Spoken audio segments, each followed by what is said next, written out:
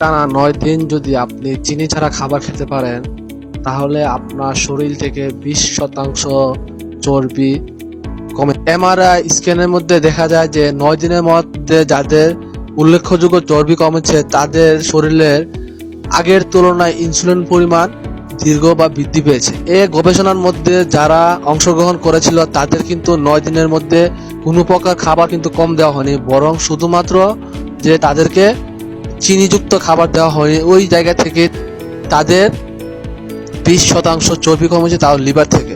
যে কোনো খাবার থেকে কার্বোহাইড্রেট থেকে ফাইবার সেটা আলাদা করতে পারেন তাহলে কিন্তু কার্বোহাইড্রেট চিনির মতো আচরণ করতে পারে। আবার এমন নাও যে আপনি পুরোপুরি কার্বোহাইড্রেট খাবার বন্ধ করে দিতে পারেন, তা কখনোই পুরোপুরি সম্ভব নয়। তাহলে আপনি যা করণীয়, আপনি কার্বোহাইড্রেটের তুলনায় ফাইবার যুক্ত যে খাবারগুলো আছে ওই খাবারগুলো আপনি বেশি পরিমাণে খেতে পারেন।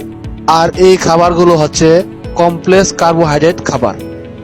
আর এখন যে খাবারগুলো দেখানো হচ্ছে যে এগুলোর মধ্যে আপনার কার্বোহাইড্রেট থেকে ফাইবারের পরিমাণ বেশি হওয়ার কারণে সহজে রক্তের মধ্যে চিনি মিশতে পারে না, তার ফলে আমাদের শরীরে দীর্ঘ সময় পর্যন্ত শক্তি পায় এবং আমাদেরকে ফ্যাটি লিভার হওয়ার থেকে বাঁচায়।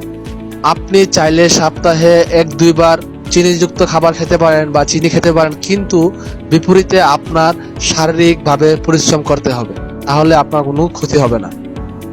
এরকম টিপস পেতে আমাকে ফলো করে আপনাদের পাশে রাখুন, আমাকে হারিয়ে যেতে দেবেন না আপনারা।